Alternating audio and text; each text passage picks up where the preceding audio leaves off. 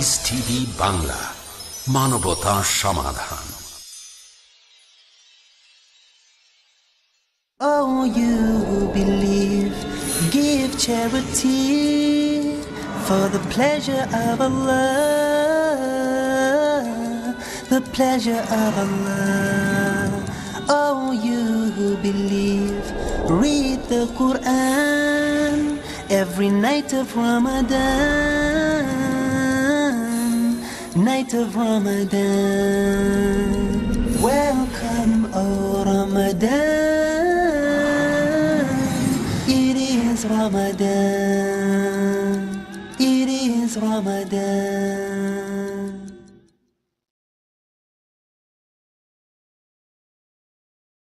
প্রিয় মুসলিম এবং অমুসলিম ভাই ও বোনেরা, আসসালামু আলাইকুম ওয়া রাহমাতুল্লাহি ওয়া বারাকাতুহু। আমাদের স্রষ্টা মহান আল্লাহ তাআলার দয়া, শান্তি এবং রহমত সবার উপর বর্ষিত হোক। এই অনুষ্ঠানে স্বাগতম। Ramzan a date with doctor Zakir. আমি আপনাদের হোস্ট ইউসুফ চেম্বার্স। আর আজকে আমাদের অনুষ্ঠানে আলোচনার টপিক রমজান, আত্ম উন্নয়ন এবং ইসলাহ দেয়ার মাস, পর্ব ৩। ডক্টর জাকির, আসসালামু আলাইকুম ওয়া রাহমাতুল্লাহি ওয়া বারাকাতুহু। ওয়ালাইকুম আসসালাম রহমতুল্লাহ বারাকাতুহু। ডক্টর জাকির, আজকে এটা আমাদের তৃতীয় পর্ব, যেটার টপিক হল আত্ম উন্নয়ন এবং ইসলাহ এই পবিত্র রমজান মাসে। আর এটা আসলেই খুব বড় টপিক। তো ডক্টর জাকির, গত ২টা পর্বে আমরা আলোচনা করেছি ৭০টা বিভিন্ন রকম বড় গুনাহ নিয়ে, আর সবাইকে অনুরোধ করেছি এই পবিত্র রমজান মাসে, আত্ম উন্নয়ন এবং ইসলাহ দেয়ার মাসে তারা নিজেদের ভুলগুলো শুধরে নেন। ইনশাআল্লাহ ইনশাআল্লাহ আশা করি আমরা সবাই যেন সেগুলো মেনে চলতে পারি।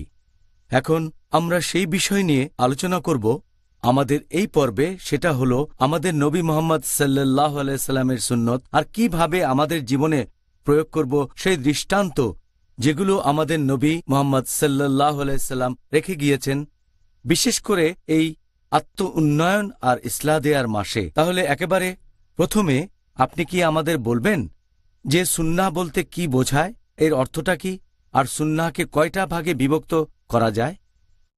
আলহামদুলিল্লাহ ওয়াসসালাতু ওয়াসসালাম আলা রাসূলিল্লাহ ওয়া আলা আলিহি ওয়া সাহবিহি আজমাইন, আম্মা বাদ। আউযু বিল্লাহি মিনাশ শাইতানির রাজীম। বিসমিল্লাহির রহমানির রহিম। রব্বি ইশরাহ লি সাদরি ওয়া ইয়াসসির লি আমরি ওয়াহলুল উকদাতাম মিন লিসানি ইয়াফকাহু কাওলি। সুন্নত শব্দটার শাব্দিক মানে পথ অথবা রীতি, আর আমাদের নবীর সুন্নাহ মানে নবীর দেখানো পথ অথবা নবীর রীতি। সুন্নাহ এই শব্দটার মানে নবী যা বলেছেন, করেছেন আর যাতে সম্মতি দিয়েছেন। আর সময়কালটা হচ্ছে নবুয়ত পাওয়ার পরবর্তী 23 বছর। তার মানে নবী যা বলেছেন, নবী যা করেছেন আর যেসব কাজে সম্মতি দিয়েছেন, সময়কালটা তার নবুয়ত পাওয়ার পরবর্তী 23 বছর। আর নবীর সুন্নাহকে 3 ভাগে ভাগ করা যায়। প্রথমটা হচ্ছে সুন্নতে কাউলি, তার মানে নবী যা বলেছেন।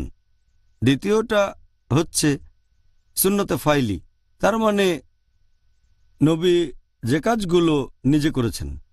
তৃতীয়টা হচ্ছে সুন্নতে তাকরিরি, যার মানে নবীর মৌখিক সম্মতি। তাহলে আমাদের প্রিয় নবীর সুন্নাহগুলোকে প্রধানত এই 3 ভাগে ভাগ করা যায়। আচ্ছা, আপনি বেশ সুন্দরভাবে আমাদের বললেন। এখন আপনি কি আমাদের দর্শকদের জন্য আর আমার জন্য এই বিভিন্ন ক্যাটাগরির সুন্নতের কিছু উদাহরণ কি উল্লেখ করবেন? প্রথম টাইপের সুন্নতের কথা যদি বলেন, তার মানে সুন্নতে কাউলি, নবী যা বলেছেন। যেমন ধরেন মুহাম্মদ সাল্লাল্লাহু আলাইহি ওয়াসাল্লাম বলেছেন, সহিহ বুখারী খণ্ড নম্বর 1 বুক অব আজান হাদিস নাম্বার 631, নবী বলেছেন, তোমরা আমার মতো করে নামাজ পড়ো। আমাদের নবীর এটা নির্দেশ, নবীর মুখের কথা, আর মুসলিম হিসেবে আমাদের দায়িত্ব সেটা মেনে চলা। দ্বিতীয় টাইপের সুন্নতের উদাহরণ সুন্নতে ফাইলি, তার মানে আমাদের নবী যা করেছেন। এই হাদিসটা আছে, যেমন ধরেন সহিহ বুখারীতে খণ্ড নম্বর 1 বুক অব আজান হাদিস নাম্বার 736। এখানে একজন সাহাবী বর্ণনা দিয়েছেন, যখনই আমি নবীকে নামাজ পড়তে দেখেছি তিনি কাঁধ পর্যন্ত হাত উঠাতেন, আর যখন তাকবীর দিতেন তিনি আবারও একই কাজ করতেন, কাঁধ পর্যন্ত হাত উঠাতেন, তারপর রুকুতে যেতেন। যখন তিনি উঠতেন তখন বলতেন সামি আল্লাহু লিমান হামিদা, যে আল্লাহ ইবাদতকারীদের দোয়া কবুল করেন, আল্লাহ সুবহানাহু ওয়া তাআলা। তারপর আবারও একই কাজ করতেন, হাত তুলতেন কাঁধ পর্যন্ত। তবে এই কাজটা তখন করতেন না, কাঁধ পর্যন্ত হাত তুলতেন না, যখন দুই সিজদার মাঝখানে তাকবীর দিতেন। তাহলে এটা নবীর একটা কাজ, সাহাবী কাজটা দেখেছেন, তারপর বর্ণনা দিয়েছেন। এটা হয়ে গেল সুন্নতে ফাইলি। তৃতীয় টাইপের সুন্নতটা হচ্ছে সুন্নতে তাকরিরি। নবী যেসব কাজে সম্মতি দিয়েছেন, এরকম একটা হাদিস আছে সুনান আবু দাউদে, খণ্ড নম্বর 1, বুক অব সালাহ, হাদিস নাম্বার 1262, যে একবার নবী ফজরের নামাজ পড়লেন, ফজরের নামাজের জামাতে ইমামতি করলেন। নামাজ শেষ হয়ে গেলে নবী দেখলেন যে এক লোক নামাজ শেষে উঠে দাঁড়ালো, তারপর আরো 2 রাকাত নামাজ পড়ল। নবী বললেন, ফজরের নামাজ তো মাত্র 2 রাকাত, তুমি আরো 2 রাকাত নামাজ পড়ছো কেন? সে বলল, আমি ফরজ নামাজ পড়ার আগে 2 রাকাত সুন্নত নামাজ পড়িনি, সেজন্য আমি নামাজটা এখন পড়ছি। নবী চুপ করে থাকলেন। যেহেতু নবী সেখানে চুপ ছিলেন, এর মানে তিনি সম্মতি দিয়েছেন, কারণ কাজটা ভুল হলে নবী হিসেবে তার দায়িত্ব শুধরে দেয়া। যেহেতু চুপ ছিলেন তার মানে সম্মতি দিয়েছেন। এই হচ্ছে 3 ক্যাটাগরির সুন্নতে তাকরিরি, যেটাতে নবী সম্মতি দিয়েছেন। এই 3 টাইপের সুন্নতের মধ্যে যদি সব হাদিসই সহিহ হয়, সবগুলো খাঁটি হয়, যে সুন্নতের গুরুত্ব সবচেয়ে বেশি সেটা হচ্ছে সুন্নতে কাউলি। তার মানে আমাদের নবী যা বলেছেন, কারণ সেটাই সবচেয়ে স্পষ্ট। নবী যখন কিছু বলেছেন অথবা যখন কোনো নির্দেশ দিচ্ছেন, তার মানে ইচ্ছে করে কাজটা করেছেন, একটা উদ্দেশ্য আছে, এজন্য এই হাদিসের গুরুত্ব সবচেয়ে বেশি। এর পরেরটা হচ্ছে সুন্নতে ফাইলি, তার মানে নবী যা করেছেন, নবী যা করেছেন সেটা কোনো সাহাবী দেখেছেন, তারপর বর্ণনা দিয়েছেন। তবে এটা এমনও হতে পারে যে নবী বিশেষ কিছু কাজ করেছেন প্রয়োজনের খাতিরে, সেটা হয়তো স্বাভাবিক রীতি না, সেজন্য নবীর বলা কথাগুলোর চেয়ে কাজগুলোর গুরুত্ব কম। কথা বলেছেন সচেতনভাবে, এটাই জেনারেল রুলিং। আর যদি নবীর কথা আর কাজের পার্থক্য দেখা যায়, এমন হলে কথার গুরুত্বই বেশি পাবে, কারণ সেই কাজের পেছনে হয়তো অন্য কোনো যুক্তি ছিল অথবা কোনো উদ্দেশ্য ছিল।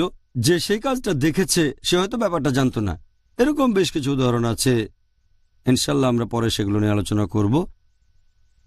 আর তৃতীয় টাইপের সুন্নতটা হচ্ছে সুন্নতে তাকরিরি, নবীর সম্মতি। যদি তিনি চুপ করে থাকেন তার মানে সম্মতি দিয়েছেন, সেটার অনুমতি আছে। ডক্টর জাকির, আমাদের প্রিয় নবী মোহাম্মদ সাল্লাল্লাহু আলাইহি ইসলামের এই সুন্নতগুলির গুরুত্ব ইসলামে ঠিক কতখানি? নবীর সুন্নতগুলোর কথা যদি বলেন, এটা হলো ইসলামের উৎসগুলোর মধ্যে দ্বিতীয় গুরুত্বপূর্ণ। যদি ইসলাম সম্পর্কে জানতে চান, 1 নম্বর উৎস হচ্ছে কোরআন, আর দ্বিতীয়টা আমাদের নবীর সুন্নত। এ দুটো উৎস ছাড়া ইসলামকে ভালোভাবে বুঝতে পারবেন না। দুটোই গুরুত্বপূর্ণ, পবিত্র কোরআন এবং আমাদের প্রিয় নবী মুহাম্মদ সাল্লাল্লাহু আলাইহি সাল্লামের হাদিস। আর সুন্নতগুলোর গুরুত্বের কথা যদি বলেন, আল্লাহ পবিত্র কোরআনে বলেছেন সূরা নিসা অধ্যায় নম্বর 4 আয়াত নম্বর 59, আতিউল্লাহ ওয়া আতিউর রাসূল, আল্লাহকে মানো এবং রাসূলকে মেনে চলো, এবং যারা তোমাদের মাঝে ক্ষমতার অধিকারী। তবে কোনো বিষয়ে তোমাদের মধ্যে মতভেদ ঘটলে উপস্থাপিত করো আল্লাহ এবং রাসূলের কাছে, যদি বিশ্বাস করো আল্লাহ এবং শেষ বিচারের দিনে। এটাই উত্তম এবং এটাই পরিমাণে প্রকৃষ্টতর। এখানে পবিত্র কোরআনের এই শব্দটা হচ্ছে আতিউন, যার অর্থ মেনে চলা। বলা হয়েছে আতিউল্লাহ ওয়া আতিউর রাসূল, আল্লাহ এবং তার রাসূলকে মেনে চলো। তাহলে মেনে চলতে বলা হচ্ছে আল্লাহ এবং তার রাসূলকে, কিন্তু তাদের বেলায় বলা হয়নি যারা তোমাদের মধ্যে ক্ষমতার অধিকারী। তার মানে এক বাক্যে মেনে নেওয়াটা শুধুমাত্র আল্লাহ এবং রাসূলের ক্ষেত্রে। তারপর আয়াতে বলা হয়েছে যে যদি তোমাদের মধ্যে, তাদের মধ্যে যারা ক্ষমতার অধিকারী, যদি মতভেদ দেখা দেয় উপস্থাপন করো আল্লাহ এবং রাসূলের কাছে। আল্লাহ এবং রাসূল চূড়ান্ত ক্ষমতার অধিকারী। বলা হয়নি উপস্থাপন করো তাদের কাছে যারা ক্ষমতার অধিকারী। আমরা জানি যে অনেক সময় বিশেষজ্ঞগণ একমত হতে পারেন না। যদি তাদের মধ্যে এমন মতভেদ দেখা দেয় আল্লাহ এবং রাসূলের কাছে ফিরে যাব আমরা। যারা আল্লাহ রাসূলকে মেনে চলেন তাদের অনুসরণ করব, এটাই হলো নবীর সুন্নতের গুরুত্ব। এছাড়াও এখানে দুটো কথা বলা হয়েছে যে আতিউল্লাহ ওয়া আতিউর রাসূল, আল্লাহকে মানো এবং তার রাসূলকে মানো। আল্লাহকে মানো মানে কোরআন মেনে চলেন, আর রাসূলকে মানো মানে নবী সাল্লাল্লাহু আলাইহি সাল্লামের সুন্নাহ, নবীর সহিহ হাদিস। এছাড়াও বলা হয়েছে যে এই দুটো উৎস আসলে আলাদা, কোরআন আলাদা আর সুন্নাহ সহিহ হাদিস আলাদা। খেয়াল করলে দেখবেন এই আয়াতে ওয়া শব্দটা ব্যবহার করা হয়েছে, তার মানে দুটোই আমাদের মেনে চলতে হবে। এখানে সুম্মা বলা হয়নি আতিউল্লাহ সুম্মা আতিউর রাসূল, যে অথবা রাসূলকে মেনে চলো, দুটোই একসাথে মেনে চলতে হবে, তাহলে ইসলাম ধর্মকে সঠিকভাবে বুঝতে পারবেন। আর এই আয়াতে কথাগুলো যেভাবে বলা হয়েছে যে আল্লাহ এবং তার রাসূলকে মেনে চলো, দুটোই সমান গুরুত্বপূর্ণ। বলা হচ্ছে আল্লাহ এবং রাসূলের কাছে উপস্থাপন করো, তার মানে আল্লাহ এবং রাসূলের নির্দেশ দেখবেন, শুধু আল্লাহ না, শুধু রাসূল না। ইসলামিক শরিয়া বুঝতে গেলে এই দুটোই খুবই গুরুত্বপূর্ণ। আর শেষ পয়েন্টটা দেখবেন, সেটা পবিত্র কোরআনের এই আয়াতে বলা হয়েছে, ইয়া আইয়ুহাল্লাযিনা আমানু, হে মুমিনগণ। আতিউল্লাহ ওয়া আতিউর রাসূল, তার মানে আল্লাহ এবং তার রাসূলকে মেনে চলবে সব বিশ্বাসীরা। এটা শুধু সাহাবাগণের জন্যই নয়, অথবা কয়েকজন বিশ্বাসী না, সব বিশ্বাসীদের জন্য। পবিত্র কোরআন বলছে সূরা জিন অধ্যায় নম্বর ৭২ আয়াত নম্বর ২৩, বলা হয়েছে যদি আল্লাহ তার রাসূলকে অমান্য করো তাহলে তোমাদের জন্য রয়েছে দোজখের আগুন, সেখানে তোমরা চিরস্থায়ী হবে। তার মানে যদি আল্লাহ এবং রাসূলকে মেনে না চলেন তাহলে দোজখে থাকবেন, বেহেশতে যেতে পারবেন না। এছাড়াও বলা হয়েছে যে যদি আল্লাহ তার রাসূলকে অমান্য করেন আপনার কাজগুলো নিষ্ফল হবে। আল্লাহ বলেছেন সূরা মুহাম্মদ অধ্যায় নম্বর ৪৭ আয়াত নম্বর ৩৩, আল্লাহ এবং তার রাসূলের আনুগত্য করো, তোমরা তোমাদের কর্মকে বিনষ্ট করো না। এছাড়াও নবী মুহাম্মদ সাল্লাল্লাহু আলাইহি ওয়াসাল্লামের সুন্নতের গুরুত্বের কথা যদি বলতে হয়, রাসূলকে মেনে চলা মানে আল্লাহ তাআলাকে মেনে চলা। আল্লাহ বলেছেন সূরা নিসা অধ্যায় নম্বর ৪ আয়াত নম্বর ৮০ যে কেউ রাসূলের আনুগত্য করলে সে তো আল্লাহরই আনুগত্য করল। যদি তোমরা মুখ ফিরিয়ে নাও, আমি রাসূলকে তোমাদের কাজের তত্ত্বাবধায়ক হিসেবে পাঠাইনি, বিশেষ করে খারাপ কাজের জন্য। এছাড়াও একটা হাদিস আছে সহিহ মুসলিমে খণ্ড নম্বর ৩ হাদিস নাম্বার ৪৫১৮। আমাদের নবী মুহাম্মদ সাল্লাল্লাহু আলাইহি ওয়াসাল্লাম বলেছেন যে আমার কথা মানলে আল্লাহকে মানছ, যদি আমাকে অমান্য করো আল্লাহকে অমান্য করছো। তাহলে রাসূলকে মেনে চলা মানে আল্লাহ সুবহানাহু ওয়া তাআলাকে মেনে চলা। এছাড়াও আল্লাহ পবিত্র কোরআনে বলেছেন সূরা নাজম অধ্যায় নম্বর ৫৩ আয়াত নম্বর ৩ ও ৪ যে আল্লাহর রাসূল কোনো মন গড়া কথা বলেন না। এটা তো একটা ওহী যেটা তার উপরে নাজিল করা হয়েছে। আর নবী মুহাম্মদ সাল্লাল্লাহু আলাইহি ওয়াসাল্লাম বলেছেন, এটা আছে সহিহ বুখারীতে খণ্ড নম্বর ৯ হাদিস নাম্বার ৭২৮০, আমাদের নবী বলেছেন যে বিশ্বাসীদের মধ্যে কিছু লোক থাকবে যারা বেহেশতে যাবে, আর কিছু লোক বেহেশতে যেতে অস্বীকার করবে। তখন সাহাবাগণ বললেন, বেহেশতে যেতে কে অস্বীকার করবে? নবী বললেন, যারা আমাকে মেনে চলবে তারা বেহেশতে যাবে, যারা আমাকে অমান্য করবে তারা অস্বীকৃতি জানাবে। আর এছাড়াও পবিত্র কোরআন বলছে যে যদি আল্লাহর রাসূলকে মেনে চলেন আল্লাহ আপনাকে ভালোবাসবেন। আল্লাহ বলেছেন সূরা আলে ইমরান অধ্যায় নম্বর ৩ আয়াত নম্বর ৩১, আল্লাহ বলছেন মুহাম্মদ সাল্লাল্লাহু আলাইহি সাল্লামকে বলো, তাদের বলো যদি আল্লাহকে ভালোবাসো আমাকে অনুসরণ করো, মানে রাসূলকে। আল্লাহ আমাদের ভালোবাসবেন, আমাদের অপরাধ ক্ষমা করবেন। তাহলে রাসূলকে মেনে চললে আল্লাহ তাআলার ভালোবাসা পাবেন। এই হলো সুন্নতের গুরুত্ব ইসলামে। প্রিয় ভাই বোনেরা, ইনশাআল্লাহ আবার দেখা হবে একটা ছোট্ট বিরতির পর। It is Ramadan. কোথায় পেছনে সময় নষ্ট হচ্ছে। আমরা এই জীবনের বয়সটাকে কতটা ইসলামের কাজে, কতটা কোরআন এবং হাদিসের কাজে লাগাচ্ছি এবং কতটা এই দুনিয়াবি কাজে আমরা অতিবাহিত করছি। কেন নামাজ পড়তে কষ্ট হচ্ছে? নামাজের মাধ্যমে আমরা 24 ঘন্টার মধ্যে খুব বেশি হলে 1 ঘন্টা আমাদের সময় লাগে। কার জন্যে এসেছে আল্লাহর বিধান? কিন্তু দুর্ভাগ্যবশত আমরা যারা মুসলমান তারাও কিন্তু এই নামাজ থেকে এড়িয়ে যায় বা নামাজকে গাফিলতি করি। ডক্টর শরীফুল ইসলাম। আল্লাহ রসুলের বিধানকে যদি আমরা মেনে চলি তাহলে সেটাই ইবাদত বান্দিগির মধ্যে চলে আসে। কেন ইবাদত করে দিতে হবে ইমানের প্রমাণ? আমরা আজ থেকেই শপথ গ্রহণ করব যে বাকি যে সময়টুকু আমরা পাবো, কারণ আমরা জানি না যে আমার মৃত্যু কখন ঘটে যাবে। করুন মুমিন হওয়ার হক আদায়। দেখুন আল্লাহর নৈকট্য লাভের উপায় প্রতি শুক্রবার বিকেল 3:30 বাংলাদেশে ও বিকেল 3টে ভারতে, পিস টিভি বাংলায়।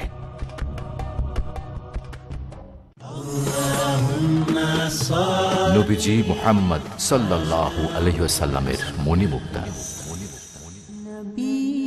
জাবের রাদিয়াল্লাহু আনহু বলেন, আমি রাসূলুল্লাহ সাল্লাল্লাহু আলাইহি ওয়াসাল্লামকে বলতে শুনেছি, বান্দা, মুশরিক ও কাফেরের মাঝে পার্থক্য হলো সালাত ত্যাগ করা। সহিহ মুসলিম প্রথম খণ্ড, ঈমান অধ্যায়, হাদিস সংখ্যা 147।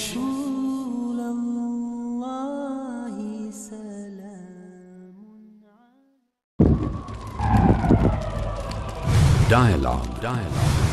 Discussion. Debate. Rebuttal. Conclusion.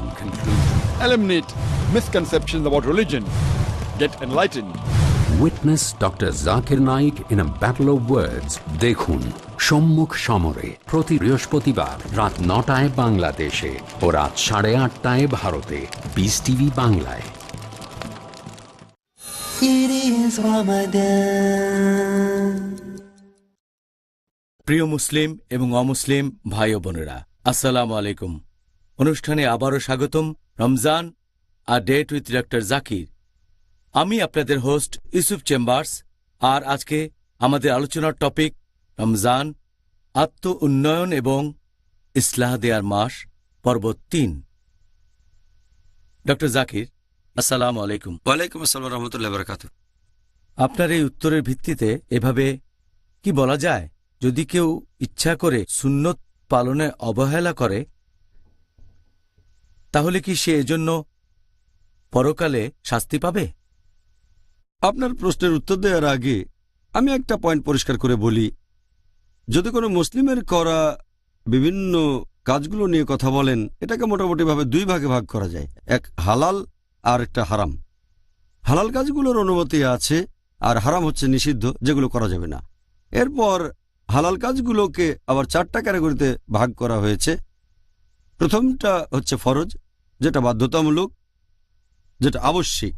দ্বিতীয় হলো মুস্তাহাব, ইসলামে যেগুলো করার উৎসাহ দেওয়া হয়েছে। তৃতীয়টা মুবাহ, যেগুলো ইসলাম ধর্মে ঐচ্ছিক। চতুর্থটা মাকরু, যে কাজগুলো ইসলামে অনুৎসাহিত করা হয়েছে, না করলে ভালো। তাহলে সব মিলিয়ে ক্যাটাগরি মোট 5টা। 1 নম্বর হচ্ছে ফরজ, যেগুলো বাধ্যতামূলক বা আবশ্যিক। 2 নম্বর হচ্ছে মুস্তাহাব, যে কাজে উৎসাহ দেওয়া হয়েছে। তৃতীয়টা হচ্ছে মুবাহ, যেগুলো ঐচ্ছিক। চতুর্থটা মাকরু, যেগুলো ইসলাম ধর্মে নিরুৎসাহিত করা হয়েছে। 5 নম্বর হচ্ছে হারাম, যেগুলো ইসলাম ধর্মে নিষিদ্ধ। এখন কেউ যদি কোনো ফরজ কাজ করে যেটা বাধ্যতামূলক, এজন্য সে পুরস্কার পাবে, তার মানে পজিটিভ পয়েন্ট পাবে। যদি কেউ ফরজ কাজগুলো না করে সেজন্য সে শাস্তি পাবে, নেগেটিভ পয়েন্ট পাবে। এরপর দ্বিতীয় ক্যাটাগরির কথা যদি বলি, মুস্তাহাব। কেউ যদি কোনো মুস্তাহাব কাজ করে সে পুরস্কার পাবে, পজিটিভ পয়েন্ট পাবে। তবে যদি কেউ মুস্তাহাব কাজগুলো না করে সে কোনো শাস্তি পাবে না, নেগেটিভ পয়েন্টও পাবে না। তৃতীয় ক্যাটাগরি মুবাহ, মানে ঐচ্ছিক। এখন কেউ এই মুবাহ কাজগুলো করুক বা না করুক, ঐচ্ছিক কাজগুলো করুক বা না করুক, এজন্য পজিটিভ পয়েন্ট বা নেগেটিভ পয়েন্ট পাবে না, এজন্য পুরস্কার পাবে না, কোনো শাস্তিও পাবে না। এটা পুরোপুরি নিউট্রাল, এটা ঐচ্ছিক। চতুর্থ ক্যাটাগরি হচ্ছে মাকরু, যে কাজগুলো না করলে ভালো। যদি কেউ মাকরু কাজগুলো থেকে বিরত থাকে সে পজিটিভ পয়েন্ট পাবে, পুরস্কার পাবে। আর যদি কেউ মাকরু কাজগুলো করে সে কোনো শাস্তি পাবে না, নেগেটিভ পয়েন্ট পাবে না। এরপর যদি শেষ ক্যাটাগরির কথা বলতে হয়, অর্থাৎ হারাম, যেটা নিষিদ্ধ, কেউ যদি নিজেকে হারাম কাজ থেকে বিরত রাখে তাহলে সে পজিটিভ পয়েন্ট পাবে, পুরস্কার পাবে। যদি হারাম কাজ করে তাহলে শাস্তি পাবে, নেগেটিভ পয়েন্ট পাবে।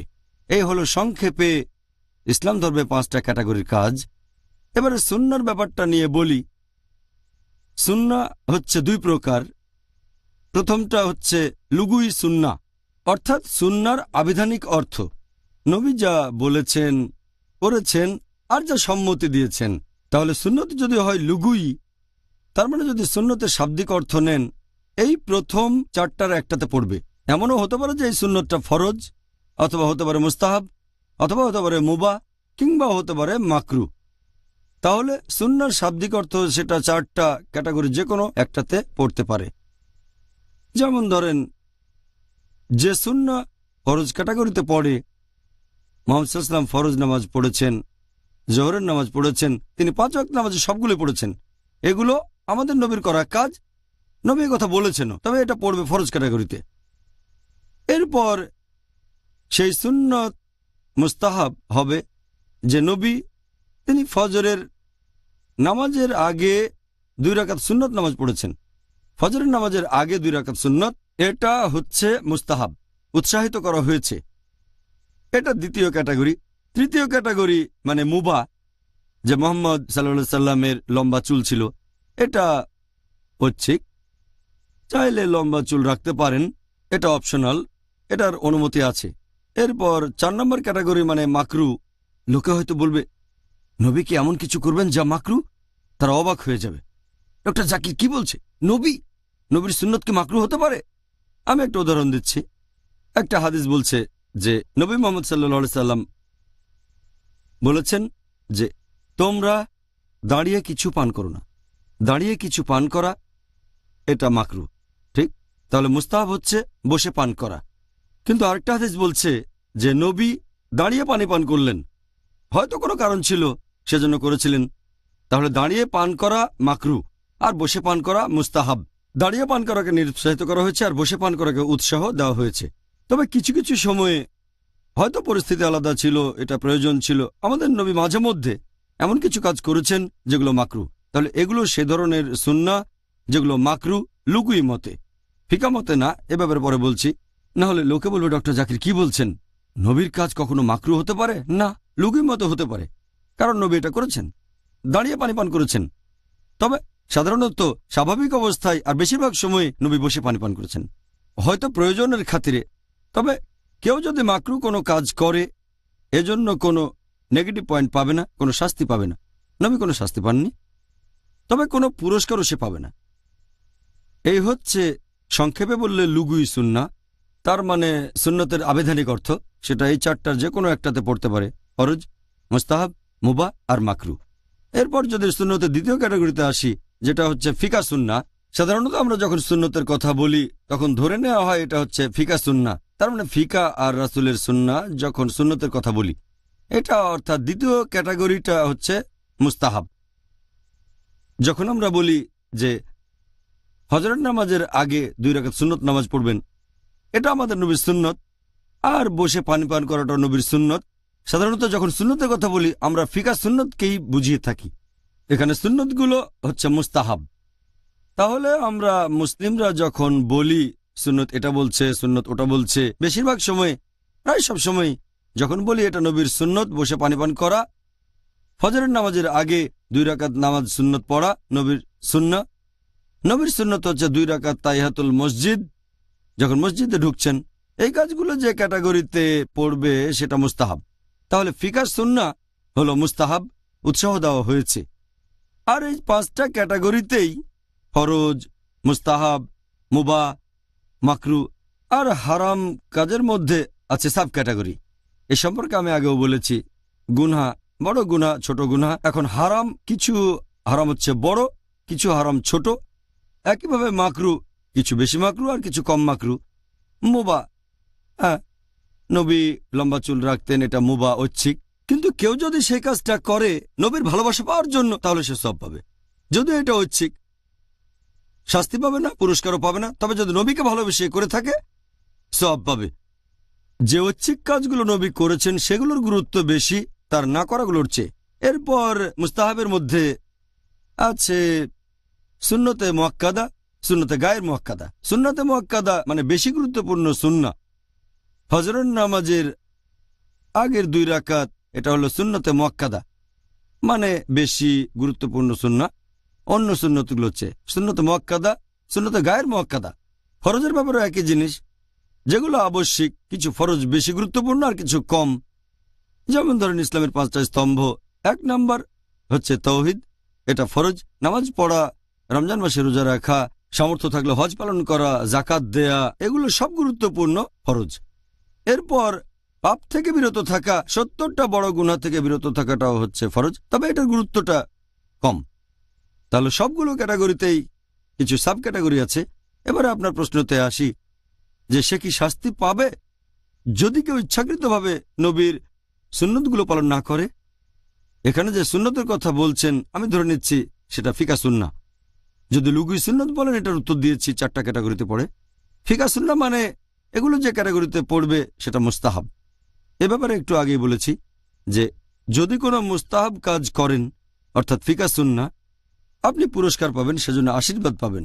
যদি সুন্নতে মুআক্কাদা হয় বেশি সওয়াব পাবেন, সুন্নতে গায়ের মুআক্কাদার চেয়েও বেশি, এখানেও সওয়াব পাবেন, তবে কিছুটা কম। আর কেউ যদি ইচ্ছাকৃতভাবে এটা বাদ দেয় বা অনিচ্ছাকৃতভাবে, এজন্য কোনো শাস্তি পাবে না। তবে তার মানে এই না যেহেতু কোনো শাস্তি পাবে না, সুন্নতটা পালন না করলে সেজন্য আর কাজটা করবে না। কিন্তু আমরা মানুষরা প্রতিদিন অনেক ভুল করি, অনেক গুনাহ করে থাকি, প্রতিদিন পাপের ভেতরে জড়িয়ে পড়ি। এই সুন্নাহ যখন পালন করব তখন অতিরিক্ত পয়েন্ট পাবো, এজন্য পুরস্কার পাবো। এতে করে আমাদের বিভিন্ন ভুল কাজ আর গুনার ক্ষতিটা পূরণ হতে পারে। যেসব গুনাহ করি সেগুলোর ক্ষতিপূরণ হবে যে ভুল করি, যেসব গুনাহ করি। আর সেজন্য আমরা মুসলিমরা যতদূর পারি সুন্নত পালন করে যাব। যেহেতু শাস্তি পাবো না তার মানে এই না যে কাজটা করা উচিত না। সত্যি বলতে আমরা যতদূর পারি সুন্নত পালন করব, ফিকা সুন্নাহ যেগুলো মুস্তাহাব, যাতে করে আমাদের অন্যান্য ভুল কাজ আর গুনার ক্ষতিপূরণ করতে পারি। এটা বেহেশতে যেতে আমাদের সাহায্য করবে। ওহ সুবহানাল্লাহ, আপনি যে নিয়মের কথা বললেন সেটা এতটাই ন্যায়সঙ্গত। যদি আমরা কেউ ভুল করি একটা ক্ষেত্রে, তাহলে সেটা পূরণের সুযোগ পাবো আরেক। আলহামদুলিল্লাহ, আলহামদুলিল্লাহ, আল্লাহ পরম করুণাময়। সেজন্য তিনি আমাদের সুযোগ দিয়েছেন যাতে করে আমরা সরল পথে থাকতে পারি আর বেহেশতে যেতে পারি। সুবহানাল্লাহ। প্রিয় ভাই বোনেরা, ইনশাআল্লাহ আবার দেখা হবে একটা ছোট্ট বিরতির পর। It is Ramadan.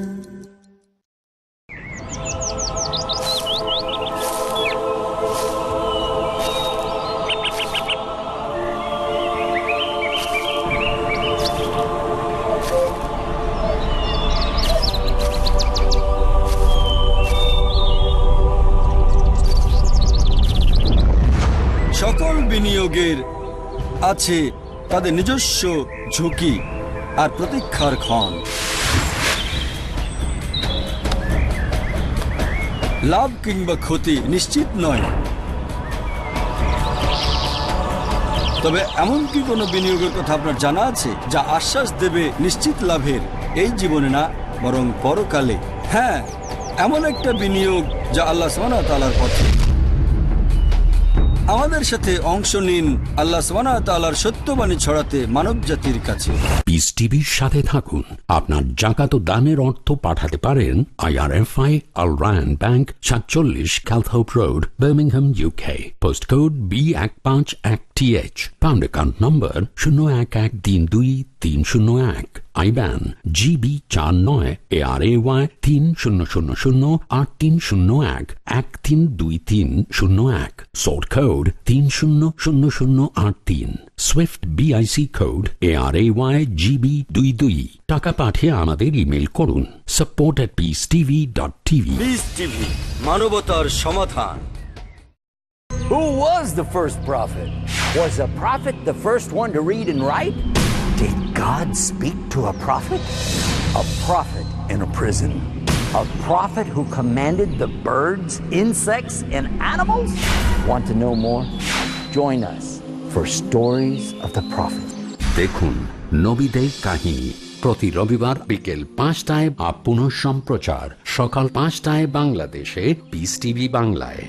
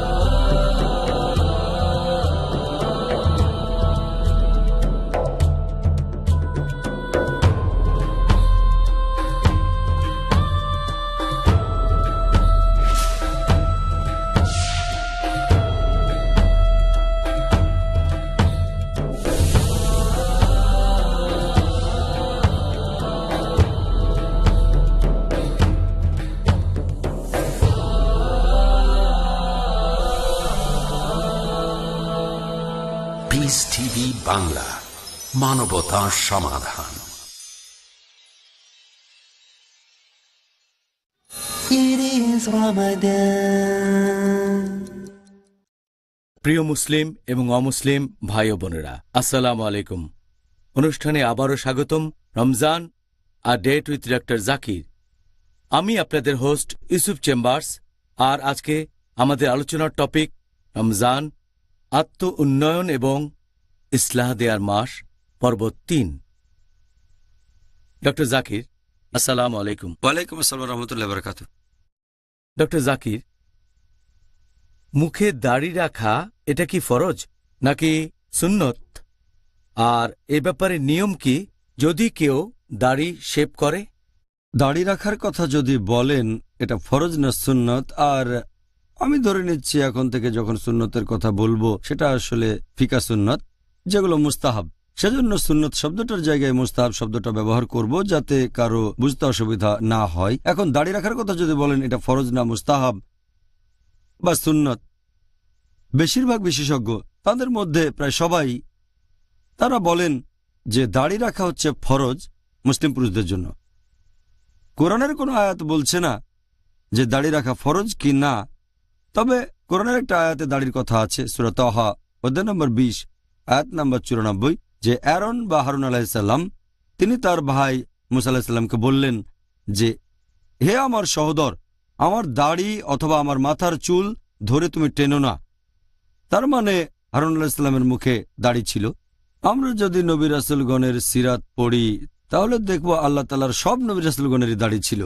আলহামদুলিল্লাহ, সব ধার্মিক লোকজন যারা আল্লাহ সুবহানাহু ওয়া তাআলার নির্দেশ মেনে চলেছেন অথবা সাহাবীগণ, তাদের দাড়ি ছিল। এখন এটাকে ফরজ বলা হয়েছে, তার ভিত্তি হচ্ছে নবী সাল্লাল্লাহু আলাইহি সাল্লামের একটা হাদিস। এটা আছে সহিহ বুখারীতে খণ্ড নম্বর 7 বুক অব ড্রেস, হাদিস নম্বর 5892। ইবনে ওমর রাদিয়াল্লাহু আনহু বর্ণনা করেছেন যে নবী বলেছেন, মুশরিকরা যা করে তোমরা তার উল্টোটা করো, মূর্তি পূজারীরা যা করে তোমরা দাড়ি রাখো আর ছোট করে মোচ রাখো। এই হাদিস এবং এরকম আরো হাদিস আছে সহিহ মুসলিম আর সহিহ বুখারীতে। বিশেষজ্ঞগণ বলেন যেহেতু এটা আমাদের নবী মুহাম্মদ সাল্লাল্লাহু আলাইহি ওয়াসাল্লামের নির্দেশ, সেজন্য কাজটা প্রত্যেক মুসলিমের জন্যই হচ্ছে ফরজ, দাড়ি রাখতে হবে। বেশিরভাগ বিশেষজ্ঞ আলহামদুলিল্লাহ প্রায় সবাই, 4 জন ইমামও আছেন, 4 মাযহাবের ইমাম, ইমাম আবু হানিফা, ইমাম মালিক, ইমাম শাফি, ইমাম আহমদ ইবনে হাম্বল, আল্লাহ তাদের সবাইকে শান্তিতে রাখুন, তারা সবাই বলেন দাড়ি রাখাটা হচ্ছে ফরজ। তাহলে সুন্নি 4টা মাযহাবের মতে দাড়ি রাখা ফরজ। এছাড়াও অন্যান্য বিশেষজ্ঞগণ যেমন সালেফুস সালেহিনের শেখগণ, সালাফি বিশেষজ্ঞগণ, তারা সবাই বলেন যে দাড়ি রাখা ফরজ। এ ব্যাপারে কোনো মতভেদ নেই। আর শেখ ইবনে তাইমিয়ার মতে তিনি বলেছেন যে পবিত্র কোরআন অনুযায়ী, আমাদের নবীর সুন্নত অনুযায়ী আর বিশেষজ্ঞগণের ইজমা অনুযায়ী দাড়ি রাখা হচ্ছে ফরজ। আর যদি কেউ দাড়ি শেভ করে ফেলে এটা হারাম, এটা নিষিদ্ধ। বিভিন্ন মাযহাবের বিশেষজ্ঞগণের মতে হানাফি, শাফি, মালিকি, হাম্বলি সবাই বলেন দাড়ি শেভ করা হারাম, সব বিশেষজ্ঞ। তবে কিছু বিশেষজ্ঞ, সংখ্যায় খুবই কম, তারা বয়স্ক বিশেষজ্ঞগণের মধ্যে, তারা এভাবে বলেন যে দাড়ি রাখা হচ্ছে মুস্তাহাব আর শেভ করাটা হচ্ছে মাকরু। দাড়ি রাখা মুস্তাহাব আর শেভ করা মাকরু। খুবই কম বয়স্ক কিছু বিশেষজ্ঞ। তবে রিসেন্টলি বর্তমান বিশেষজ্ঞগণের মধ্যে কয়েকজন পাবেন যারা বলেন এটা ফরজ না মুস্তাহাব, যেমন শেখ আবু জহরা, শেখ জাদু আল হক, ইনি একসময় আল আজহার ইউনিভার্সিটির ভাইস চ্যান্সেলর ছিলেন, শেখ ইউসুফ আল কারদাভি, এরকম সামান্য কয়েকজন বিশেষজ্ঞ আছেন। আর আপনি যদি উত্তর আমেরিকায় যান, যদি নর্থ আমেরিকান ফিকা কাউন্সিলের ফতোয়া শোনেন, এই ফিকা কাউন্সিলের অনেক বিশেষজ্ঞ এই কথা বলেছেন যে দাড়ি রাখা ফরজ না, এটা মুস্তাহাব, রাখলে পুরস্কার পাবেন, তবে ফরজ না। আর শেভ করাটা হারাম না, মাকরু। তবে সামগ্রিকভাবে আগের দিনের বিশেষজ্ঞগণ প্রায় সবাই একমত হয়েছেন যে দাড়ি রাখা হচ্ছে ফরজ আর শেভ করাটা হচ্ছে হারাম। আচ্ছা ডক্টর জাকির, এখন এই দাড়ির দৈর্ঘ্য কতখানি হওয়া উচিত? কারণ এক একজনের দাড়ির দৈর্ঘ্য এক এক রকম, আর এটা দেখে অনেকে দ্বিধাদ্বন্দ্বে পড়ে যেতে পারেন যে ওহ, আমি কেমন দাড়ি রাখব। এ ব্যাপারে নবী সাল্লাল্লাহু আলাইহি ওয়াসাল্লাম কি করতেন? দাড়ির দৈর্ঘ্য কেমন হবে এ সম্পর্কে যদি বলেন, এ ব্যাপারে বিশেষজ্ঞগণের মতভেদ আছে যে দাড়ির দৈর্ঘ্য কতখানি হওয়া উচিত। দুটো মত আছে। একদল বিশেষজ্ঞ বলেন, সহিহ বুখারীর একটা হাদিস বলছে, খণ্ড নম্বর 7 বুক অব ড্রেস, হাদিস নাম্বার 5892, নবী বলেছেন, মূর্তি পূজারীরা যা করে তোমরা তার উল্টোটা করো, তোমরা দাড়ি রাখো আর মোচ কেটে ফেলো। যেহেতু নবী বলেছেন দাড়ি রাখো, তার মানে বিশেষজ্ঞগণ বলেন দাড়ি রাখতে হবে, ব্যাস।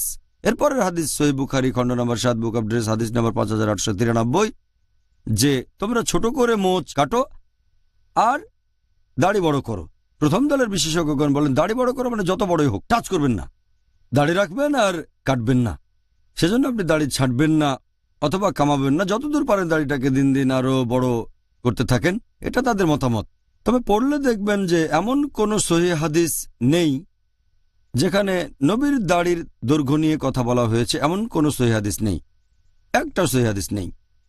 তবে শেখ ওতাইমের মত অনুযায়ী তিনি বলেছেন, আমরা বুঝতে পারছি যে হাদিসটা যখন বলছে তোমরা দাড়ি রাখো অথবা দাড়ি বড় করো, তার মানে দাড়ি স্পর্শই করবেন না, লম্বা হতে পারে যতখানি সম্ভব হয়ে যাক। আর যদি কেউ শেভ করে সেটা হারাম। কেউ যদি ছেঁটে ফেলে এক মুঠোর নিচে, তখন বিশেষজ্ঞগণ বলেন এটা মাকরু। একদল বিশেষজ্ঞ বলেন যত লম্বা পারেন দাড়ি রাখতে পারেন। আর অন্য দলের বিশেষজ্ঞগণ তারা বলেন যে আমাদের দাড়ির দৈর্ঘ্য হওয়া উচিত এক মুঠো। আমি আগেও বলেছি যে কোনো সহিহ হাদিসে দাড়ির দৈর্ঘ্যের কথা বলা হয়নি। কিছু হাদিস আছে যেগুলো জয়ীফ হাদিস অথবা মওদু হাদিস। এখানে বলা হয়েছে যে নবী সাল্লাল্লাহু আলাইহি সাল্লামের দাড়ি ছিল বুক পর্যন্ত, তবে হাদিসটা জয়ীফ বা মওদু শেখ নাসিরউদ্দিন আলবানীর মতে। আরেকটা হাদিস আছে সহিহ মুসলিমে খণ্ড নম্বর 4 হাদিস নাম্বার 5789, সেখানে জাবির বিন সামুরা রাদিয়াল্লাহু আনহু তিনি বর্ণনা দিয়েছেন যে আমাদের নবীর ঘন দাড়ি ছিল। এরকম অনেক সহিহ হাদিস বলছে নবীর ঘন দাড়ি ছিল, তবে সেখানে দৈর্ঘ্যের কথা বলা হয়নি। এই দলের বিশেষজ্ঞগণ বলেন যেহেতু দাড়ির দৈর্ঘ্যের ব্যাপারে কিছু উল্লেখ করা হয়নি, আমরা কি করব? আমরা তখন দেখব যে সাহাবাগণ কিভাবে দাড়ি রাখতেন। দৈর্ঘ্যের কথা বলা হয়নি, তাই সাহাবাগণকে দেখব, কারণ নবী বলেছেন যদি আমার দৃষ্টান্ত না থাকে তাহলে সেই প্রজন্মে আমার আশেপাশের লোকজনদের দৃষ্টান্ত দেখো, নবীর সাহাবাগণের দৃষ্টান্ত। আর সাহাবাগণকে যখন দেখি আমরা, তখন অনেক সহিহ হাদিস পাব। 10টারও বেশি আছে হাদিস যেখানে বলা হয়েছে যে সাহাবাগণ তাদের দাড়ির দৈর্ঘ্য রাখতেন এক মুঠো, মুঠোর নিচে যে দাড়ি থাকত সেটা কেটে ফেলতেন। আপনারা দেখবেন ইবনে ওমর রাদিয়াল্লাহু আনহু, ইবনে আব্বাস রাদিয়াল্লাহু আনহু, আবু হুরায়রা রাদিয়াল্লাহু আনহু, তারা সবাই নবীর খুব কাছাকাছি থাকতেন, তারা দাড়ি ছাঁটতেন। এমনকি যে সাহাবেগণ এই হাদিসের বর্ণনা দিয়েছেন, ইবনে ওমর রাদিয়াল্লাহু আনহু, এই হাদিসটা আছে সহিহ বুখারীতে খণ্ড নম্বর 7 বুক অব ড্রেস, হাদিস নম্বর 5892। ইবনে ওমর রাদিয়াল্লাহু আনহু হাদিসটা বর্ণনা দিয়েছেন যে নবী বলেছেন মূর্তি পূজারীরা যা করে তোমরা তার উল্টোটা করো, দাড়ি রাখো আর মোচ কেটে ফেলো।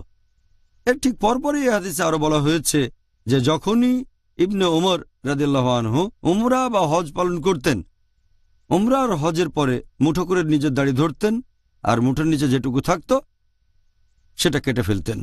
চিন্তা করেন যে সাহাবাগণ হাদিসের বর্ণনা দিয়েছেন, সেই সাহাবাগণ ইবনে ওমর, ইবনে আব্বাস, আবু হুরায়রা, আল্লাহ সবার উপরে সন্তুষ্ট হন, তারা সবাই কঠোরভাবে নবীর সুন্নাহ পালন করেছেন।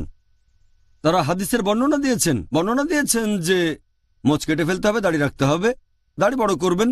নবী যা চেয়েছিলেন তারা সেটাই বলেছেন। তারা দাড়ি ছেটেছেন কেন? যদি প্রথম দলের বিশেষজ্ঞের কথা সঠিক হয় যে দাড়ি বড় করতে থাকেন, বড় করবেন মানে কত বড়? নবী যতখানি রেখেছেন আর এ সম্পর্কে যদি নবী কিছু না বলে থাকেন তাহলে দেখব সাহাবাগণকে আমরা এভাবে হাদিসগুলোকে বিশ্লেষণ করব। এই জন্য শেখ নাসিরুদ্দিন আলবানী বলেছেন যে দাড়ির সঠিক দৈর্ঘ্য হবে নিজের হাতের এক মুঠো। আর তিনি বলেছেন, যেমন ধরেন যখন হাদিস বিশ্লেষণ করব, যদি নবী কিছু বলেন সেটার গুরুত্ব সবচেয়ে বেশি। কথা না থাকলে কাজগুলো দেখেন, কাজ না থাকলে সম্মতি যদি সেটাও না থাকে আমরা সাহাবাগণের দৃষ্টান্ত দেখব, তারা কি বলেছেন, তারা কি করেছেন। তাহলে মেনে নিচ্ছি যে সাহাবাগণ নবীকে অনুসরণ করতেন। এমন কোন সহিহ হাদিস পাবেন না যেখানে নবী বলেছেন অথবা কোনো সাহাবী বর্ণনা করেছেন যে তারা দাড়ি ছাড়তেন না। 10টারও বেশি সহিহ হাদিস বলছে যে সাহাবীগণ মুঠোর নিচের দাড়ি ছেঁটে ফেলতেন।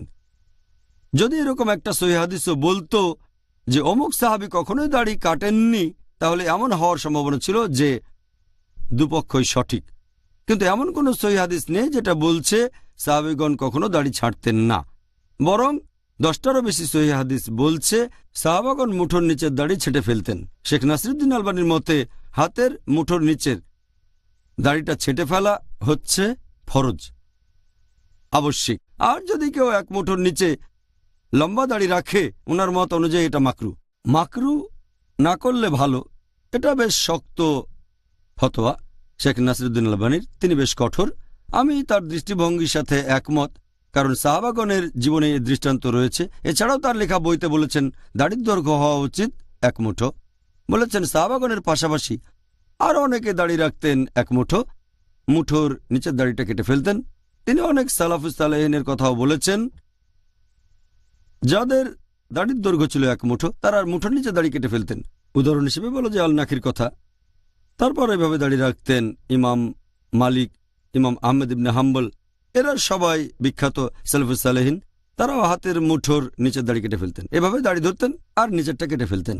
তাহলে এটা হচ্ছে দ্বিতীয় দলের বিশেষজ্ঞগণের দৃষ্টিভঙ্গি। আর আমিও নাসিরুদ্দিন আলবানী সহ এই বিশেষজ্ঞগণের সাথে একমত যে দাড়ি দৈর্ঘ্য হওয়া হচ্ছে এক মুঠো, বাকিটা আল্লাহ মালুম। জাযাকাল্লাহ খায়ের, সুন্দর বলেছেন।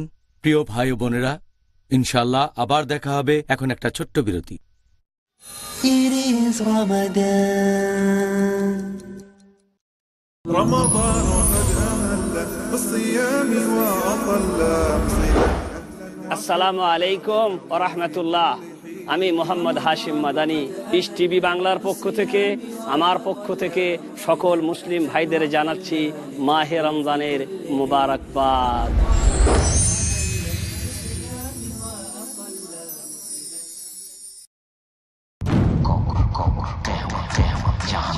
ভয়ঙ্কর শাস্তি। কবর হচ্ছে মরার পরে প্রথম বিপদ। যখনই কোনো মানুষকে কবরে রাখা হয় তখন তার নিকটে দুইজন ফেরেশতা আসেন, একজনের নাম মুনকার আর একজনের নাম নাকির। কবরে হঠাৎ করে দুইজন ফেরেশতা ঢুকে গেলেন যাদের আকার আকৃতি সবুজ কালো। শয়তানের পরিণতি। কবরের জমিন তাকে এভাবে চেপে ধরে, তখন তার ডান দিকের হাড়গুলি বাম দিকে ঢুকে যায়, বাম দিকের হাড়গুলি ডান দিকে ঢুকে যায়, ঠিক এইভাবে। তাহলে বাঁচার কি উপায় জানার জন্য দেখুন কবরের শাস্তি, প্রতি বুধবার রাত 10:30 বাংলাদেশে ও রাত 10টায় ভারতে। পিস টিভি বাংলায়। সমানতা। কোরআন তো বিশ্বের সকল জ্ঞানের উৎস, এখান থেকে জ্ঞানকে বের করে নিতে হবে। ঘোষণা। সৌরজগৎ সূর্যকে কেন্দ্র করে, তার গ্রহগুলো একটি চমৎকার শৃঙ্খলার ভিতর দিয়ে ঘুরছে। পৃথিবী ঘুরছে তার আপন কক্ষপথে। গবেষণা। আল্লাহ সুবহানাহু ওয়া তাআলা কি পরিমাণ শৃঙ্খলার ব্যবস্থা করেছেন। ডক্টর আহমদুল্লাহ ত্রিশালী। সব আলোচনা এখানে চলে আসতে পারে। হে আল্লাহ মালিকাল মুলক, সকল সৃষ্টি জগতের মালিক তুমি। যা মজবুত করে দেবে ঈমান, কোরআন ও আধুনিক বিজ্ঞান। পরবর্তী অনুষ্ঠান পিস টিভি বাংলায়। It is Ramadan. প্রিয় মুসলিম এবং অমুসলিম ভাই ও বোনেরা, আসসালামু আলাইকুম। অনুষ্ঠানে আবারও স্বাগতম। Ramzan a date with doctor Zakir. আমি আপনাদের হোস্ট ইউসুফ চেম্বার্স। আর আজকে আমাদের আলোচনার টপিক রমজান, আত্ম উন্নয়ন এবং ইসলাহ দেয়ার মাস, পর্ব 3। ডক্টর জাকির, আসসালামু আলাইকুম। ওয়ালাইকুম আসসালাম রহমতুল্লাহ বারাকাতু। ডক্টর জাকির, এটা কি সুন্নত যে আমরা মাথা ঢেকে রাখব, মানে টুপি পরব? কারণ আমরা দেখতে পাই যে অনেক ধরনের লোক, বিশেষ করে যারা মধ্যপ্রাচ্যে ছিলেন অথবা হয়তো হজ পালন করে ফিরে এসেছেন, তারা নামাজ পড়ার সময় ইচ্ছে করেই মাথায় টুপি পড়ে না। এরকম করার কি বিশেষ কারণ আছে? প্রশ্নের প্রথম অংশটার কথা যদি বলি যে এটা কি সুন্নাহ, মাথা ঢেকে রাখা এটা কি মুস্তাহাব, এরকম অনেক হাদিস আছে যেগুলো বলছে যে নবী মুহাম্মদ সাল্লাল্লাহু আলাইহি সাল্লামের মাথা সবসময় ঢাকা থাকতো, হয় টুপি থাকতো অথবা পাগড়ি অথবা শিরস্ত্রাণ, আর সে সময় সাহাবাগণের মাথাও ঢাকা থাকতো। এই হাদিসটা আছে সহিহ মুসলিমে, খণ্ড নম্বর 2, বুক অফ হাজ, হাদিস নম্বর 3148। বলা হয়েছে যে নবী সাল্লাল্লাহু আলাইহি সাল্লাম যখন মক্কা বিজয়ের দিনে মানুষজনের সাথে দেখা করতেন তখন কালো পাগড়ি পরতেন। অনেক হাদিস বলছে নবী মাথা ঢেকে রাখতেন। এছাড়া আরেকটা হাদিসের বর্ণনা দিয়েছেন ইবনে ওমর। বলা হয়েছে যে মুহাম্মদ সাল্লাল্লাহু আলাইহি সাল্লাম সাদা টুপি পরে থাকতেন, বর্ণনা দিয়েছেন ইবনে ওমর। আর তাবরানির মতে তিনি বলেছেন এই হাদিসটা একটা হাসান হাদিস, সহিহ হাদিসের একটা ক্যাটাগরি হাসান। আর এটা ইমাম সৈয়দের মতে বলা হয়েছে এটা উঁচু মানের সহিহ হাদিস। তিনি তার বইতে লিখেছেন সিরাজ আল মুনির, খণ্ড নম্বর 4, পৃষ্ঠা নম্বর 112। এটা উঁচু মানের সহিহ হাদিস যে মুহাম্মদ সাল্লাল্লাহু আলাইহি সাল্লাম সাদা টুপি পরতেন। আরবি শব্দ হচ্ছে কুফি, মানে ক্যাপ। এখানে আমরা বলি টুপি। এটা সহিহ হাদিস। অনেক হাদিস বলছে সাহাবাগণ মাথা ঢেকে রাখতেন। আরেকটা হাদিসের উল্লেখ করা হয়েছে সহিহ বুখারীতে, খণ্ড নম্বর 7, বুক অব ড্রেস, হাদিস নম্বর 5802। আনাস বিন মালিক রাদিয়াল্লাহু আনহু মাথা ঢেকে রাখতেন, মাথায় টুপি পরতেন। তাহলে এইসব হাদিসের উপর ভিত্তি করে প্রায় সব বিশেষজ্ঞই একমত, প্রায় সবাই একথা বলেন যে মাথা ঢেকে রাখাটা মুস্তাহাব। এটা আমাদের নবীর সুন্নত, এটা মুস্তাহাব, উৎসাহ দেওয়া হয়েছে। আর সুন্নিদের 4টা মাযহাবী, হানাফি, শাফি, মালিকি, হাম্বলি, এই 4 মাযহাবের সবাই আর এই 4 ইমামের প্রত্যেকেই একমত যে মাথা ঢেকে রাখাটা হচ্ছে মুস্তাহাব। আর নামাজ পড়ার সময়ও মাথা ঢেকে রাখাটা হচ্ছে মুস্তাহাব, এটা মুস্তাহাব। মাথা না ঢেকে নামাজ পড়াটা হচ্ছে মাকরু। তারপর আপনি দেখবেন মধ্যপ্রাচ্য থেকে লোকজন যখন ফিরে আসে অথবা হজ করে ফিরে আসে, আমাদের দেশে ওইটা দেখা যায় যে আগেকার দিনে কয়েক বছর আগে, 10-15 বছর আগে যেসব লোক মসজিদে নামাজ পড়তো তাদের 99% অথবা তারও বেশি লোক যখন মসজিদে নামাজ পড়তে যেত মাথা ঢেকে রাখত, হয়তো 20 বছর আগে। এখন আমরা দেখি যে 25% লোক, প্রতি 4 জনের মধ্যে 1 জন নামাজের সময় তারা মাথায় টুপি পরে না। এর কারণ হচ্ছে আগের দিনের লোক জানতো এটা মুস্তাহাব মাথা ঢেকে রাখা, তাই অন্য সময় মাথা না ঢাকলেও নামাজের সময় তারা তাদের মাথা ঢেকে রাখত। আলহামদুলিল্লাহ, যদিও অন্য সময় তারা মাথা ঢেকে রাখত না, তবে নামাজের সময় মাথা ঢাকত, কাজটা তো ভালো। মধ্যপ্রাচ্যে গিয়ে এখন লোকজন জানতে পারে যে মাথা ঢেকে রাখা ফরজ না, তবে নামাজ কবুল হয়, না ঢাকলে সমস্যা নেই। মধ্যপ্রাচ্যে পৃথিবীর বিভিন্ন প্রান্ত থেকে মুসলিমরা এসে বসবাস করতে শুরু করে, আর সবাই নিজস্ব রীতিতে ইসলাম ধর্ম পালন করে। একটা হাদিস বলছে যে একজন সাহাবী দেখাতে চাইলেন এটা ফরজ না, সেজন্য তিনি 1 খণ্ড কাপড় তার কাঁধ থেকে নামিয়ে দিলেন হাঁটুর নিচে, এভাবে নামাজ পড়লেন, সেটা কবুল হলো। যদি প্রশ্ন করেন যে মাথায় টুপি পরা কি ফরজ অথবা নামাজের সময় টুপি পরা, এটা ফরজ না, তবে মুস্তাহাব। এখানে এই লোকগুলো বুঝতে পারছে না যে এটা মুস্তাহাব, তাহলে এটা করব না কেন? যখন মধ্যপ্রাচ্যে গিয়ে আবার দেশে ফিরে আসে তখন মানুষকে দেখানোর চেষ্টা করে যে তারা অনেক জানে, ইচ্ছে করে মাথায় টুপি পরে না। আর এখনকার দিনে আমরা দেখি 25% লোক হয়তো টুপি পরে না। আমার মতে এভাবে আমরা নবীর সুন্নাহ থেকে দূরে সরে যাচ্ছি। এই লোকগুলো বুঝতে পারে না, তারা যদি মধ্যপ্রাচ্যেই কোনো বিশেষজ্ঞের সাথে আলোচনা করত, এরাও তাহলে টুপি পরত। ওনারা সবাই তো মাথা ঢাকেন। এখন ব্যাপারটা হচ্ছে যে এরা কম জানে, আর এটা বিপজ্জনক। এটা ঠিক আছে, তার নামাজ কবুল হবে, তবে এটা মুস্তাহাব। আর এ ব্যাপারে নাসিরউদ্দিন আলবানী বলেছেন মাথা ঢেকে রাখাটা মুস্তাহাব, টুপি ছাড়া নামাজ পড়াটা মাকরু। তিনি বলেছেন যে হযরত ইবনে আব্বাস একটা হাদিসের বর্ণনা দিয়েছেন যে মুহাম্মদ সাল্লাল্লাহু আলাইহি সাল্লাম তিনি তার টুপি খুলে রাখলেন নিজের সামনে যখন তিনি নামাজ পড়ছিলেন। এটা একটা জয়ীফ হাদিস, সহিহ হাদিস না। আর কিছু বিশেষজ্ঞ, বিশেষ করে মিশরের, তারা ফতোয়া দিয়েছেন যে ইহরামের সময় যখন হজ পালন করছেন অথবা উমরা, তখন মাথা ঢাকে না, নামাজও কবুল হয়, সেজন্য টুপি পরা নামাজের পূর্ব শর্ত না। যদি নবী সাল্লাল্লাহু আলাইহি সাল্লামের হাদিসগুলো পড়েন, নবী কখনোই নামাজ পড়ার সময় মাথা খালি রাখতেন না, শুধু ইহরামের সময়টা বাদে। শুধু হজ আর উমরা করার সময় নবী মাথা ঢেকে রাখতেন না, অন্য সব সময় তিনি মাথা ঢেকে রাখতেন। হজ বা উমরা করতে গেলে ইহরামের সময় মাথা ঢাকার কোনো প্রয়োজন নেই, তার কারণ তখন মাথা ঢেকে রাখাটা হারাম। অনেক মুস্তাহাব কাজী ইহরামের সময় হারাম হয়ে যায়। এখন যদি বলেন যেহেতু হজের সময় মাথা ঢাকি না, তাই নামাজের সময় আমরা মাথা ঢাকবো না, এটা সম্পূর্ণ ভুল। অনেক কাজে মুস্তাহাব, যেমন হাতের নখ কাটা, এটা অন্য যে কোনো সময় মুস্তাহাব, কিন্তু ইহরামের সময় এটা হারাম। একইভাবে মাথা ঢেকে রাখা মুস্তাহাব, কিন্তু ইহরামের সময় এটা হারাম। তাহলে এ ধরনের যুক্তি পুরোপুরি ভুল। ইহরামের সময় মাথা ঢেকে রাখবেন না, কারণ এটা ইহরামের নিয়মের বিরুদ্ধে যায়।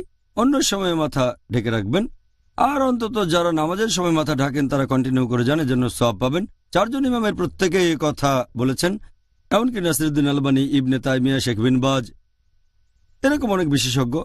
আর ইমাম মালিক বলেছেন যে ইসলাম ধর্মের শুরু থেকে এখন পর্যন্ত সব সময় বিশেষজ্ঞগণ আর সাহাবীগণ আর সালেফুস সালেহিন মাথা ঢেকে রাখতেন, তারা পাগড়ি পরতেন। অনেকে পাগড়ি পরতেন, অনেকে টুপি পরতেন। আমিও বলবো মুসলিমদের মাথা ঢেকে রাখা উচিত।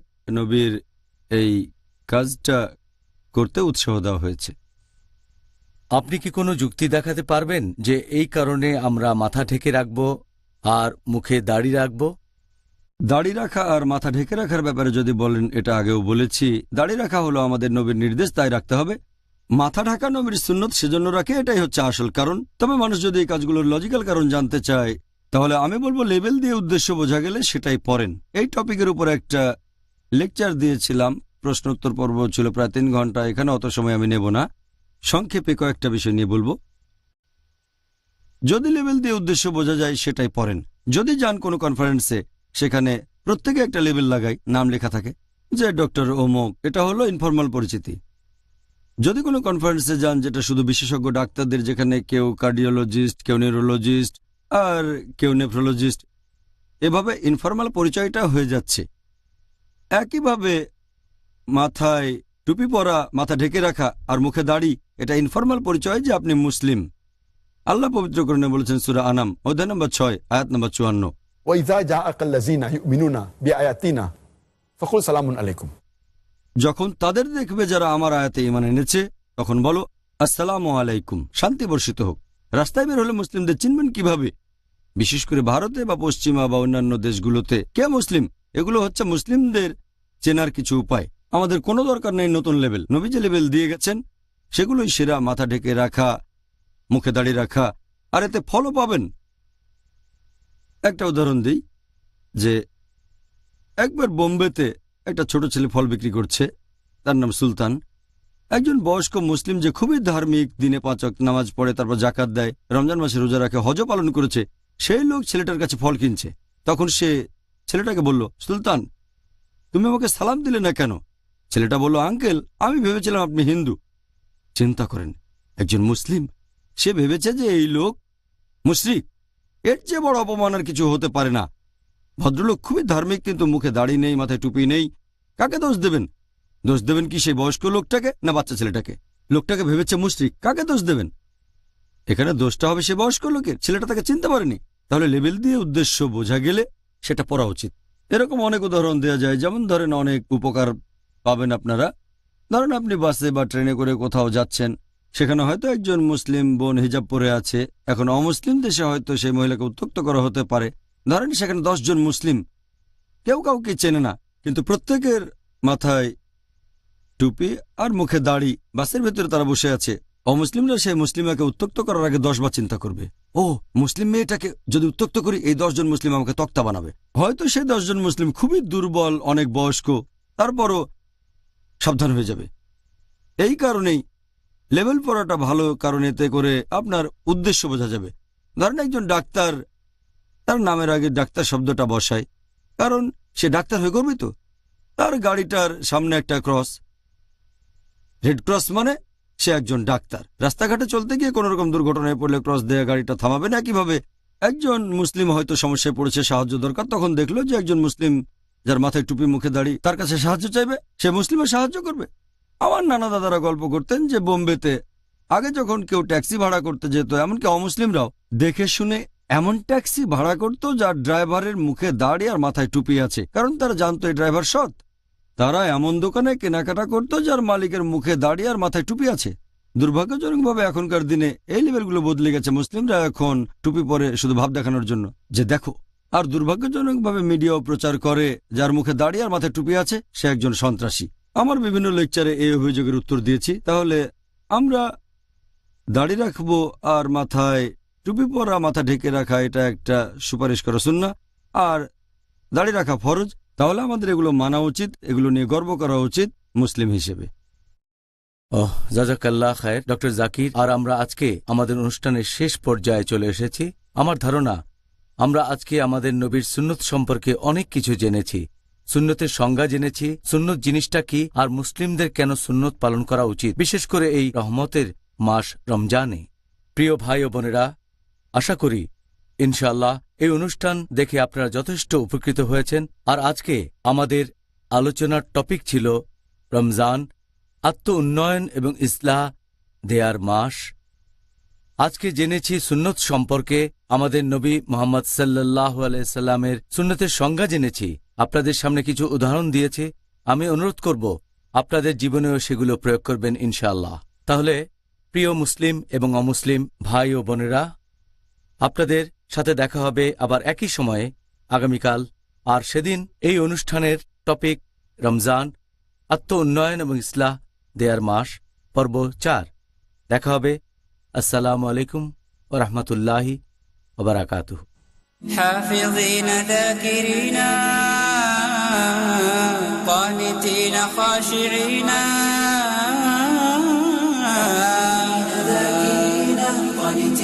خاشعين مسلمين مؤمنين للإله عابدين. شهرنا صوم وعتق وقنوت فيه صدق، يومنا صبر ورفق بدموع البائسين. رمضان قد أهل بالصيام وأطل مسعدا أهلا وخلا ليته في كل حين.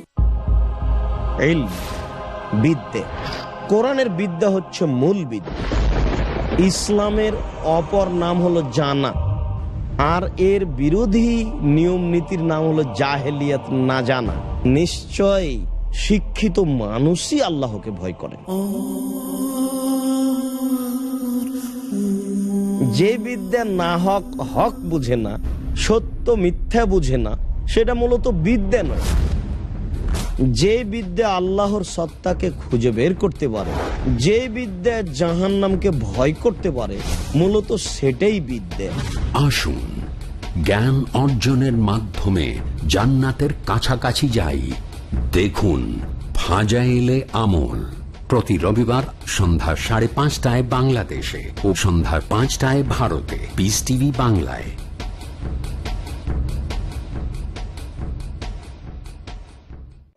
মানুষ অনেক রাস্তায় চলে, কিন্তু জান্নাতে যাওয়ার শুধু একটি রাস্তা,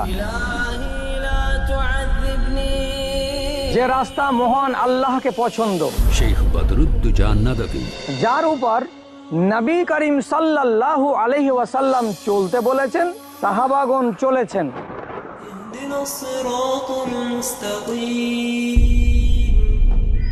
কি করে খাঁটি ঈমানের পথে চলে আল্লাহকে রাজি করা যায় তা জানতে হলে দেখুন পথ ও পাথেয়, শুধু পিস টিভি বাংলায়। দেখুন পথ ও পাথেয় প্রতি শনিবার সন্ধ্যা 5:30 পুনঃ সম্প্রচার সকাল 10:30 বাংলাদেশে, পিস টিভি বাংলায়।